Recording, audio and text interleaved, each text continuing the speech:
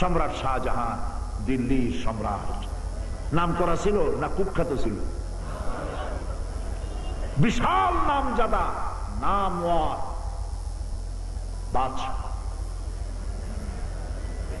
এত নাম করা ছিলেন তিনি, যার সম্পর্কে শায়ের বলেছেন, শাহনে জাহাं को जिन्हें फकर से देते थे बास, वाज कब्र में है सूरह अलहम्दु की मोहताज। যে সম্রাট শাহজাহানকে লোকেরা ট্যাক্স দিয়ে, খাজনা দিয়া নিজেদেরকে গৌরবান্বিত মনে করত, সেই সম্রাট শাহজাহান আজ কবরের মধ্যে ছোট্ট সূরা ইখলাস, সূরা ফাতিহার ভিক্ষুক হয়ে কবরের মধ্যে পড়ে আছে। সম্রাট শাহজাহান একদিন মসজিদের মধ্যে বসে আছেন, এক ভিক্ষুক ভিক্ষা করে বেড়াচ্ছে। এক লোকের কাছে হাজির। সেই লোক কয় যে, মিয়া তোমার তো সারা জীবন খয়রাত করে দেখলাম, সারাটা জীবন খালি পয়সা দাও পয়সা দাও, বুড়া হয়ে গেল খয়রাত করতে করতে। সে লোক বলল, ভিক্ষা করবো ছাড়া করবো কি? মানুষের কাছে গেলে মানুষ তো পয়সা দেয় না, আমার প্রয়োজন তো মেটে না, যা চাই দেয়, 4 পয়সা 2 পয়সা। কেউ তো পকেটে হাত বাইরে করে না, খালি বসে দেখে 10 পাই না 5 পাই, তে দিয়ে কি আমার জীবনের প্রয়োজন মিটবে? কয়ে হ্যাঁ একটা পথ আছে। কি? একটি মাত্র পথ আছে, বাদশার কাছে যাও। পাতি শিয়ালের পিছনে যদি গরু, পাতি শিয়ালে খায় মুরগি, তোমার দেবে একটা ঠ্যাং, এক সাবানো তো হবে না তোমার। আরে বেটা বাঘের পিছনে দৌড়াও, বাঘে খায় ষাঁড়, খায় হরিণ, তোমার যদি একটা রান দিয়ে দেয় 6 দিন খাইতে পারবা। বাদশার কাছে যাও, একবার দিলে জীবনে আর ভিক্ষা করা লাগবে না। কয় বাদশার কাছে কি আমি ফকির মানুষ যাইতে পারবো? ঠেলার চোটে তো পড়েই যাবো কোথায় জিতে।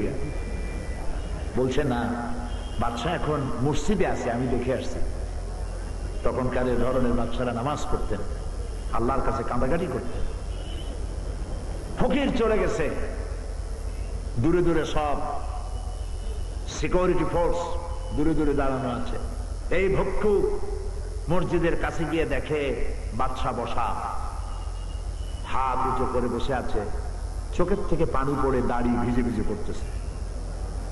অনেকক্ষণ দাঁড়িয়ে দৃশ্য দেখলেন। সম্রাট শাহজাহান মোনাজাত শেষ করে বেরিয়ে আসছেন।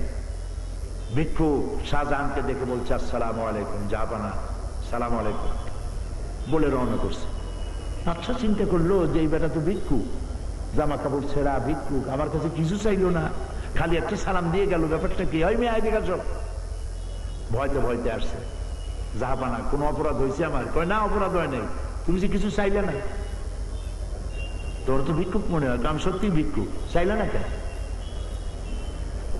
ভিক্ষুক বলতেছে, সম্রাট জাহাপানা, আমি বড় ভিক্ষুক মানুষ, সারা জীবন ভিক্ষা করে খেয়েছি, কিছু চাইবার জন্যই এসেছিলাম। আমাকে লোকেরা বুদ্ধি দিল, বাদশার কাছে যাও, একবার দিলে জীবনে আর ভিক্ষা করা লাগবে না। আমি চাইবার জন্য এসেছিলাম। মসজিদের বারান্দায় দাঁড়ায় আপনার যে দৃশ্য দেখলাম, আমার জ্ঞানের চোখ খুলে গেছে। আমি নজর করে দেখলাম, আমি সম্রাটের কাছে চাইতে এসেছি, আমি কান্দি না, হাত উঁচু করি নাই, দাঁড়াই আছি। আসতে পরে স্বাভাবিকভাবে চাইব, কিন্তু লক্ষ্য করে দেখলাম দিল্লির সম্রাট আমার চাইতেও বড় ফকিরের মতো হয়ে কার দরবারে যেন হাত তুলে চোখের পানি ফেলে। মনে মনে ভাবলাম, দিল্লির সম্রাটের কাছে জীবনেও কিছু চাইব না, কোন মানুষের কাছে কিছুই চাইব না। সম্রাট কান্দে যেই সম্রাটের কাছে, ওই আল্লাহ ছাড়া জীবনে কারো কাছে কিছু চাইব না। আমার আল্লাহ রাব্বুল আলামিন এই জন্য কোরআনে কারীমের মধ্যে বলেছেন, আলাইসাল্লাহু বিকাফিন আবদা, আমি কি আমার বান্দার জন্য যথেষ্ট নই? আল্লাহ পাক প্রশ্ন করছেন, আলাইসাল্লাহু বিকাফিন আবদা, আমি কি আমার বান্দার জন্য যথেষ্ট নই? আপনারা বলেন অবশ্যই যথেষ্ট। সবাই বলেন অবশ্যই যথেষ্ট। আবার বলেন অবশ্যই যথেষ্ট। এই কথাগুলি কলিজার মধ্যে গেঁথে নিয়েন, কলিজার মধ্যে ঘেরে দিবেন। বিশ্বাস করুন, কোন মরাপি, কোন জিন্দাপি আপনার ভাগ্য ভালো বানাতে পারবে না, পারবে না। ফু দিয়ে আপনার ফু দিয়ে ভাগ্য ভালো বানাতে পারবে না, ফু দিয়ে ভাগ্য নষ্ট করতে পারবে না, পারবে না, পারবে না। খাইরিহি ওয়া শাররিহি মিনাল্লাহি তাআলা। ভালো মন্দ সবটা কার কাছ থেকে? এটার নাম ঈমান। ওয়ালাকিন্নাল বিররা মান আমানা বিল্লাহ। আল্লাহর উপর ঈমান আনলে এইরকম ঈমান আনতে হবে, পোক্তা ঈমান। হ্যাঁ, শাহজালাল রহমাতুল্লাহ আলাইহির মাজার, ওখানে গেছেন, ওই রাস্তা দিয়ে যাচ্ছেন, ওখানে দাঁড়ান, দাঁড়ায় গিয়ে দোয়া করেন, বলতে ঠাকুর সূরা ফাতিহা পড়েন, সূরা ইখলাস 3 বার পড়েন, দরুদ শরীফ পড়েন, কিবলামুখী হয়ে দোয়া করেন, কবরের দিকে ফিরে দোয়া করবেন না। এমনকি নবী করিম সাল্লাল্লাহু আলাইহি ওয়াসাল্লামের কবরের দিকে ফিরেও দোয়া করা মুসলমানদের জন্য সঠিক নয়। কিবলামুখী হন। রাসূল মাখলুক আর আল্লাহ হচ্ছেন খালিক। আল্লাহর চাইতে শক্তি কারো বেশি না। মুহাম্মদ সাল্লাল্লাহু আলাইহি ওয়াসাল্লামকে কে বানাইছেন? আল্লাহ। জোরে বলেন, কে বানাইছেন? আল্লাহ। মুহাম্মদ সাল্লাল্লাহু আলাইহি ওয়াসাল্লামের মতো মানুষ, তার মতো নবী যিনি বানাইছেন, তিনি কত বড় আল্লাহ! সুবহানাল্লাহ। বিশাল প্রশান্ত মহাসাগর সৃষ্টি দেখে বোঝা যায় স্রষ্টা কি, কত বড় কুদরত তার। ঠাপ করে ভালান, কোন পীর, কোন বুজুর্গ, কোন খাজা বাবা আমার ভাগ্য বদলাই দিতে পারে না, পারে না, পারে না। এর নাম ইসলাম, এর নাম ঈমান। সুবহানাল্লাহ বলে। কবরের কাছে গিয়ে, মাজারের কাছে গিয়ে, মাজারের কাছে গিয়ে সূরা ফাতিহা, সূরা ইখলাস, দরুদ শরীফ পড়ে আল্লাহর কাছে দোয়া করবেন, আয় আল্লাহ, যা কিছু পড়লাম, হযরত শাহজালাল রহমাতুল্লাহ আলাইহি, হযরত শাহপরান রহমাতুল্লাহ আলাইহি, যারা কাফেরদের বিরুদ্ধে লড়াই করে তোমার দ্বীন কায়েমের জন্য এসেছিলেন, আল্লাহ তাআলা তুমি তাদেরকে জান্নাতে উচ্চ মর্যাদা দান করো। আমিন। এটাই হলো দোয়া। আপনি কেন চাইতে দেন সেখানে? এই শাহজালালকে কে বানাইছে?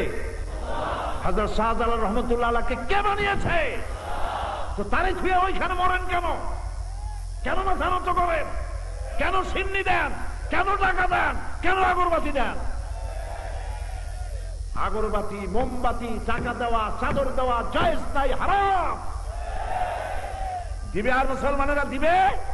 কারা কারা দিবে না হাত উঁচু করে দেখাও, আল্লাহ দেখুক। আলহামদুলিল্লাহ।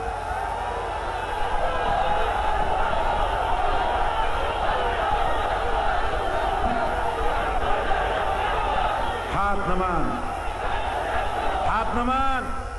আরে বাবা থামো, থামো। আমি বললাম হাত উঁচু করতে, আপনারা কল্লাই উঁচু করে ফেললেন। আমি বুঝছি অনেক সময় বসা মাজা ব্যথা করতেছিল, একটু সোজা করে দিলেন। প্রিয় ভাই সব, আপনারা আমার উপরে রাগ করেন, আর যদি জিন্দেগিতে আর একবার দাওয়াত নাও দেন, আমার কিচ্ছু আসে যায় না। আমি কারো চাকরি করি না, আমি আল্লাহর গোলাম, আর আল্লাহর উলুহিয়াতের কথা বলতে চাই, আল্লাহর তাওহীদের কথা বলতে চাই। এই কথা বলতে বলতে যদি সাইদির জীবন বেরিয়ে যায় কালেমার উপরে, আমার জীবনের সব থেকে বড় পাওনা হবে সেটাই। কলিজাকে শিরক মুক্ত করতে হবে। কথা বুঝে আসছে? শিরক মুক্ত করতে হবে। এইখানে কতগুলি গজাল মাছ আছে, গায়ে শ্যাতলা পড়ে গেছে, ওগুলারে মুড়ি খাওয়াইয়া কোনো সওয়াব নাই। মানুষেরা খাওয়ান, কত মানুষ খাবার পায় না। ওইখানে আবার একটা কুয়া আছে, সেই কুয়াটারে লোকেদের ধারণা কারো কারো যে ওই কুয়ার সাথে জমজমের সম্পর্ক আছে। এটা কি আমি মিথ্যা শুনছি না? এ ধরনের প্রবাদ আছে, আছে কিনা আপনার বলেন? আছে। জোরে বলেন নাউযুবিল্লাহ। কোথায় জমজম আর কোথায় দরগার কুয়া? হায় রে কপাল। আহারে কি ওয়াজ করবো কোন? জমজম হযরতে জিবরাইল আলাইহিস সালামের পরের আঘাত, আর আল্লাহর পয়গম্বর হযরত ইসমাঈলের পায়ের গুতায় আল্লাহ পাক জমজমের পানি উচ্ছরিত করে দিয়েছেন। সুবহানাল্লাহ। কিসের সাথে কি? ফিহি আয়াতুন বাইয়িনাত। আল্লাহ পাক বলেছেন এই কাবা কেন্দ্রিক আমার নিদর্শন ভরা। জমজম প্রতি বছর, প্রতিদিন, প্রতি মাসে লক্ষ লক্ষ মানুষ জমজমের পানি পান করে। সুবহানাল্লাহ। এখন মদিনায় লাইন হয়ে গেছে, মদিনার মানুষ জমজমের পানি পান করে। সুবহানাল্লাহ। জেদ্দায় খায়, মক্কায় খায়, মদিনায় খায়। লক্ষ লক্ষ মানুষ এক শুধুমাত্র ফরজ নামাজ ছাড়া আল্লাহর ঘর তাওয়াফ থেকে কখনো বন্ধ থাকে না। অসংখ্য মানুষ এই কুয়ার কাছে গিয়ে কুয়ার পানি উঠাইতেছে, খাইতেছে, মাথায় দিতেছে, গোসল করতেছে, হেরামের কাপড় ধুইতেছে, লক্ষ লক্ষ গ্যালন পানি সাথে করে নিয়ে যাচ্ছে। যে যে দেশ থেকে আসছে, দরিয়া ফুরায় যাওয়ার কথা, কিন্তু কুয়া ফুরায় না। নবী করিম সাল্লাল্লাহু আলাইহি ওয়াসাল্লাম বলেছেন, জমজমের পানি শুধু পানি নয়, এর মধ্যে খাদ্য প্রাণ, ফুড ভ্যালু আছে। খাইলে পরে ক্ষুধা নিবারণ হয়, তাও আমরা সুবহানাল্লাহ কব না। খাইলে পরে ক্ষুধা নিবারণ হয়, খাইলে এ পানি পান করলে পরে রোগ নিরাময় হয়, এ পানি পান করলে ইবাদত হয়। সুবহানাল্লাহ। চিকিৎসা বিজ্ঞানীরা বলেছেন জমজমের পানি হলো ডিস্টিল ওয়াটার। এ পানি ব্যাকটেরিয়ালেস। এই পানি সিরিঞ্জের মধ্যে টেনে নিয়ে মানুষের বডির মধ্যে পুশ করা যায়, তাতে তার কোনো রোগ হবে না। এরকম পানি পৃথিবীতে আর নাই। সুবহানাল্লাহ। কোথায় জমজম আর কোথায় একটা কুয়ার পচা পানি, কি এর সাথে কি মিলে? নাউজুবিল্লাহ। এই আকীদা বদতর আকীদা। এর থেকে আল্লাহ রক্ষা করুক। জোরে কোন আমিন। প্রিয় ভাই সব, চট্টগ্রামে গেছিলাম, ওইখানে হযরত বাইজিদ বুস্তামি রহমাতুল্লাহ আলাইহি নাকি আসছিলেন। ঐতিহাসিকরা কি বলেন আমি জানি না, তবে ওখানে তারা কবর মনে করে। আসলে ঐতিহাসিকরা লিখেছেন এখানে তার কবর নাই। আমাদের দেশে এরকম অনেক কবর আছে, খালি মাজার শরীফ, মুদ্রার মোটেও নেই। ওইখানে আমি একবার দেখতে গেলাম বিষয়টা যে আসলে কি, যাই দেখলাম বড় বড় কচ্ছপ। এই টেবিলটা আমার সামনে এর থেকেও বড়, মুরব্বি সাইজের কচ্ছপ, গায়ে একদম সাদনা পড়ে গেছে। আমার চোখ দিয়ে তাকায় দেখলাম মুসলমান গরুর কলিজা, খাসির কলিজা নিয়ে গেছে, সেই কলিজা গুলা কচ্ছমের খাওয়াইতেছে, আর কচ্ছমের পায়ে হাত দিয়ে চুমা খাইতেছে। সুবহানাল্লাহ কইলেন, আস্তাগফিরুল্লাহ কর। আমি দেখে চিন্তা করলাম যে আরে ক্ষুধার্ত মানুষগুলি, যারা ফকির গরিব না খাওয়া মানুষ আছে, ওরা যদি এই দৃশ্য দেখে, আল্লাহ মানুষ না হয়ে যদি কোন দরবারের কসম হইতে পারতাম, তাও অন্তত কিছু কলিজা টলিজা খাইতে পারতাম। পাশে তাকিয়ে দেখলাম একটা গাছ, সেই গাছের সাথে পাথর ঝুলানো, পাথর ইট এগুলো ঝুলানো। দূরের থেকে মনে করলাম এ কি গাছ, এত ফল। কাছে গিয়ে দেখি ইঞ্জার পাতা। পরে জিজ্ঞেস করলাম ওইখানে যারা আছে, ভাই এগুলো কি? কয় যে মেয়ে লোকেরা যারা আসে, ওরা এসে নিঃসন্তানীরা তারা ইট পাথর বাঁধে ধুয়ে যায়। বললাম তাতে লাভ কি? কয় যে তাদের নিয়ত হলো, নিয়ত করে এখানে বাঁধে ধুয়ে গেলে এই পাথর আর ইট যেমন ভার, ওই রকম পেটের মধ্যে ভার হইতে হইতে বাচ্চা হয়ে যাবে। এরও নাম যদি মুসলমান হয়, তাহলে মুশরিক নাম হবে কার? নাউযুবিল্লাহি মিন যালিক, নাউযুবিল্লাহি মিন যালিক। আল্লাহ এই ধরনের শিরক থেকে আমাদেরকে রক্ষা করুন, আমরা বলি আমিন। প্রিয় ভাই সব, আপনারা নিশ্চয়ই আমার আবেগটাকে বুঝতে পেরেছেন, না পারেন নাই। শাহজালাল রহমতুল্লাহ আলাইহির প্রতি শ্রদ্ধা, ভালোবাসা, মহব্বতের এক কড়া ক্রান্তিও আমার কম নাই। তিনি আমাদের রাহবার, তিনি আমাদের নেতা। তিনি এই উপমহাদেশে নিজের বাড়িঘর ফেলে রেখে এই জমিনে আল্লাহ দ্বীন কায়েমের জন্য এসেছিলেন। আল্লাহ পাক তাকে জান্নাতুল ফেরদাউসের মেহমান বানায় নিন। প্রিয় ভাই সব, তার জন্য দোয়া করতে হবে, আর আল্লাহর কাছে দোয়া করতে হবে, আল্লাহ পাক তুমি তাকে যেভাবে নিয়ামত দান করেছো, তোমার কুরবাত হাসিল করার যে তৌফিক তারে দিয়েছো, ওই রকম করে আমারও তোমার খাঁটি গোলাম বানায় নিও। এরকম দোয়া করবেন। খবরদার কিচ্ছু মানত করবেন না। ওই জায়গায় সিন্নি খাওয়ায় কোনো লাভ নাই। বড় বড় থালের মধ্যে সিন্নি নিয়ে বসে আছে, ওগুলোর কি করে? কুশাসন, তুষের ডাইল না কি বলে আমি বুঝলাম। ওই যে বড় বড় থালের মধ্যে এগুলো খাইয়া কোনো লাভ নাই, কোনো লাভ নাই, ওর মধ্যে কোনো বরকত নাই। এইখানে আগরবাতি মোমবাতি কিচ্ছু দিবেন না, কোনো দিন দিবেন না। মানুষগুলা না খাইয়ে মরে, এই শীতে কাপড় নাই, চোপড় নাই। প্রিয় ভাই সব, আল্লাহর ওলির প্রতি আপনাদের ধারণা কি? ওনার কবরের উপরে চাদর দিলেন, বিশ্বাস করুন কবরে যদি চাদর দেওয়া লাগতো, তাহলে সোনা দিয়া চাদর বানাইয়া উম্মতেরা রাসূলুল্লাহর কবরের উপরে দিয়ে দিত। সুতার কাপড় দিত না, উম্মতেরা সোনার চাদর দিত, উম্মতেরা কলিজা ছিঁড়া রাসূলুল্লাহর কবরের উপরে দিয়ে দিত। সাহাবায়ে কেরাম রিদওয়ানুল্লাহি তাআলা আলাইহিম আজমাইন তাদের কবরের উপরে উম্মতের এটা করে দিত। কেন চাদর দেন, কেন একটা শামিয়ানা টানা, দরকারটা কি? জিন্দা মানুষের জন্য কাপড় চোপড় দরকার। এই শীতে মানুষের খাবার নাই, পরার নাই, ঠিক কিনা বলেন? কতটা মানুষ মারা গেল আমাদের দেশে। আপনার রেল স্টেশনে আজকে রাত্রে যাইয়া দেখেন, রেল স্টেশনে কত মানুষ ছেঁড়া বস্তা গায়ে দিয়ে শুয়ে আছে, বালিশ নাই, কুকুর আর মানুষ পাশাপাশি শুয়ে আছে। আহা, আল্লাহর কাছে এগুলির দাম নাই। দাম হলো বান্দার, জীবিত মানুষের খেদমত করুন, মরা মানুষের খেদমতের তো কোনো প্রয়োজন নাই। তিনি তো আল্লাহর কাস্টডিতে চলে গেছেন। সুবহানাল্লাহ। এখন আপনার তার মেহমানদারি করার কোনো প্রয়োজন নাই। আপনি টাকা দেন কেন? আপনার টাকা, ওই যে টাকা দিতে থাকেন সমানে, কি জন্য দেন? আপনার কমন সেন্স কি বলে? শাহজালাল রহমতুল্লাহ আলাইহি ছেলে মেয়ে, স্ত্রী পুত্র পরিজন, ভাই ব্রাদার, আত্মীয় স্বজন কেউ আছে সিলেটে? তো টাকা দিচ্ছেন কেন?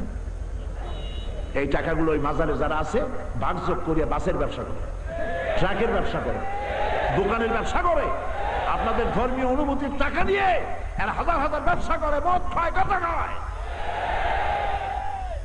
প্রিয় ভাই সব, শাহজালাল রহমতুল্লাহর মাজারে যারা আছে তারা গাঁজা খায় আমি তা বলতে চাই না। বহুত মাজার আছে এরকম, বহুত মাজার এরকম আছে, গাঁজা খাইতে খাইতে মোষগুলা লাল, চোখ দুটো এত বড়, আবার একটা কি জানি কান্দের উপরে থুয়ে এরকম ঘষে, মদিনা যাব কেমন নে মদিনা। বলে শয়তান, তুই যাবি মদিনায়?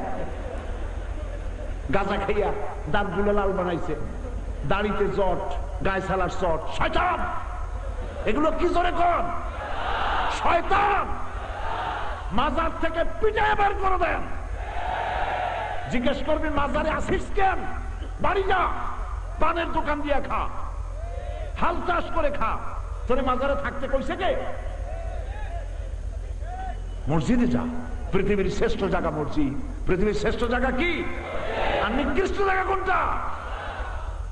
বাজার, মার্কেট। মার্কেট হলো নিকৃষ্ট আর মসজিদ হলো শ্রেষ্ঠ। মাজার কেন্দ্রিক ব্যবসা চলতে দেওয়া হবে না। এই ব্যবসা বন্ধ করো, হালাল ব্যবসা করো। বাক্স নিয়ে বসছো, খালি টাকা আর টাকা, জনমের মতো। গরিবদের দাও, টাকা দিতে হবে, মসজিদে দিবেন, টাকা দিবেন, মাদ্রাসায় দিবেন, টাকা দিবেন, এতিমখানায় দিবেন, টাকা দিবেন, বিধবাকে দিবেন, টাকা দিবেন, মিসকিনকে দিবেন, টাকা দিবেন, গরিব ছাত্র পরীক্ষার ফি দিতে পারেন, ওরে দিবেন। হযরত আপনার কি বলে সম্রাট শাহজাহান তাজমহল বানাইছিল না? এরকম আস্তে আস্তে মেনমেন করি কোন কেন বুঝেন না কথা?